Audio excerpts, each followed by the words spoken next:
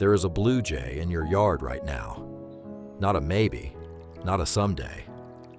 Right now, this morning, a blue jay is perched near the water source in the corner of your yard, tilting its head, listening to the sound of water moving against stone, and deciding it is going to stay a while. It came from 3 streets over, pulled in by something it detected from 30 feet in the air while flying its daily patrol circuit. It did not come because of a fancy feeder. It did not come because of a seed mix.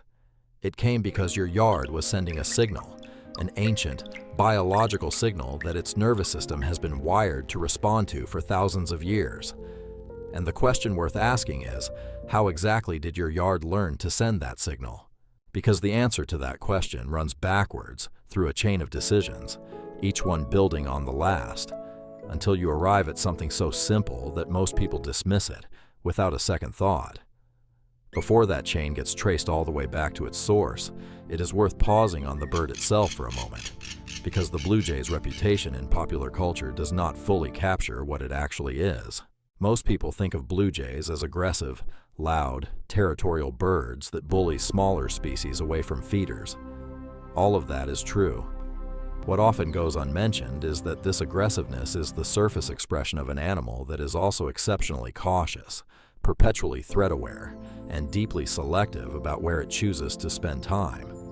A blue jay that looks bold and assertive at a feeder is simultaneously running a continuous background evaluation of its environment. It knows where the nearest dense shrub is. It knows the approximate position of the sun relative to its escape routes. It has likely already noted whether any hawks have passed through this area in the last 30 minutes. The loudness and the caution are not contradictions. They are the same animal managing survival from 2 directions at once, making itself known to rivals while staying acutely aware of what might make it prey. That signal is water, not a bowl of standing water sitting in the shade going green by the end of the week. Moving water. Water that drips, that ripples, that makes a sound when it strikes a surface. This is the end point of the story, and everything else about how it works runs backward from here.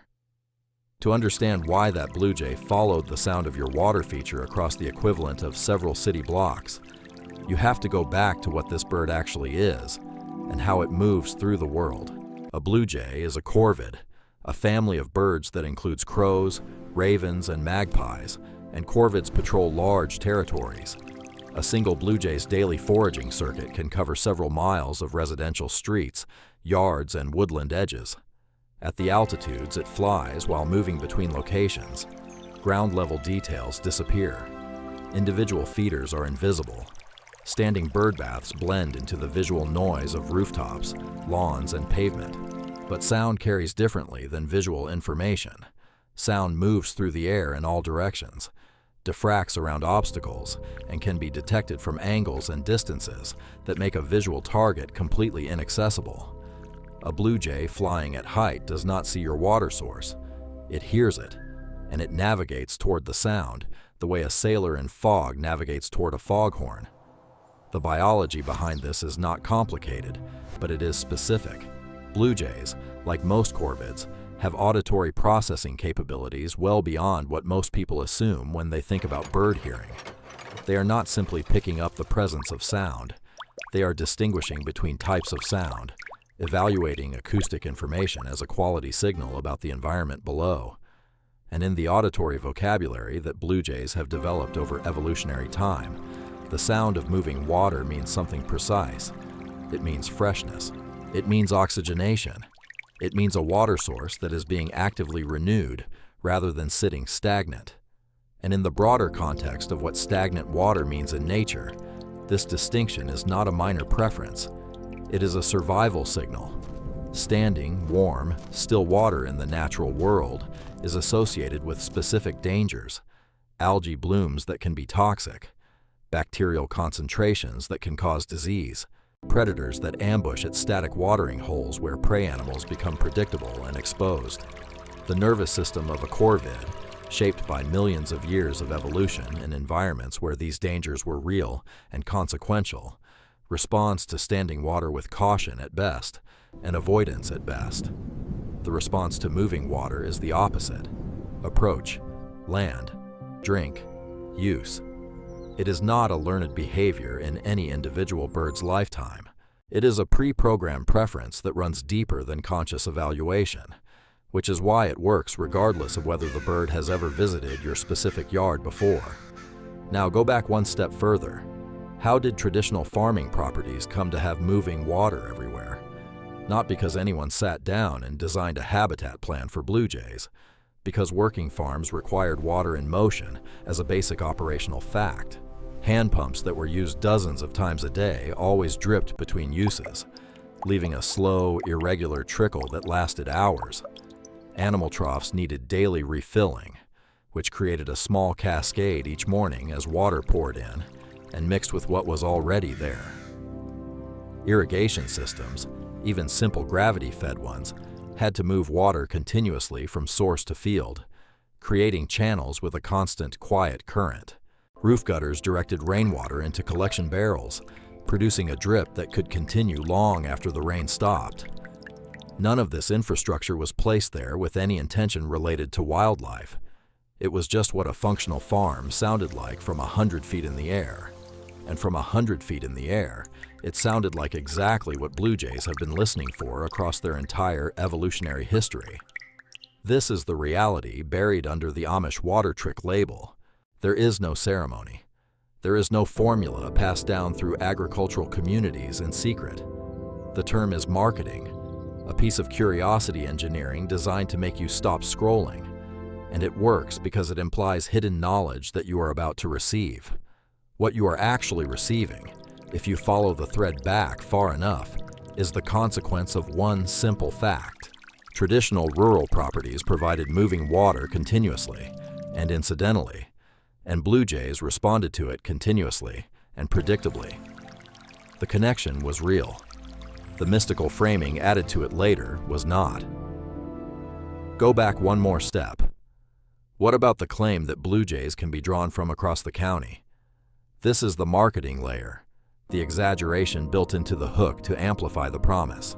Blue jays do patrol large territories, and they do navigate using acoustic landmarks, but the honest version of that claim is more modest and more interesting than the inflated one. A blue jay flying a daily circuit that covers a mile in radius will detect a moving water source well within that range if conditions are right, meaning relatively quiet surroundings, wind coming from the right direction, and a sound that is consistent rather than intermittent. Under ideal conditions, that detection radius is real and meaningful. Across an entire county is poetic license. But even at realistic distances, the effect is significant enough to bring birds into your yard that were never visiting before. And that transformation, from a yard that goes unvisited to a yard that a corvid incorporates into its daily map, is worth achieving. So how do you build the signal? Go further back still to the practical question of what moving water actually requires in a backyard setting. The answer is considerably less complicated than most people expect. A simple drip mechanism attached to the edge of an existing bird bath is enough. The drip does not need to produce a stream. It needs to produce a sound. Even a single drop falling every 2 to 3 seconds onto the surface of the water below creates ripple patterns visible from above, and a rhythmic ticking sound that carries further than the silence of still water in every direction. Solar-powered drip pumps that circulate water from the basin back to a drip emitter above it are available for minimal cost and require no external power or plumbing. A small arrangement of flat stones stacked just below the water surface creates a shallow area where dripping water strikes stone rather than water, which produces a sharper, more resonant sound that carries further. These are not technical challenges. They are decisions, and the only reason most yards do not make them is that nobody explained what they were actually for. The next layer back is maintenance, because a moving water source that gets neglected stops being what attracted the bird in the first place. Blue jays remember. This is a species with the cognitive complexity to hold detailed spatial maps of their territory across months and years, and they update those maps based on what they find when they revisit locations. A water source that was clean and moving 2 weeks ago but is now green and stagnant registers as a location that has become unreliable. The bird does not give you the benefit of the doubt and return anyway.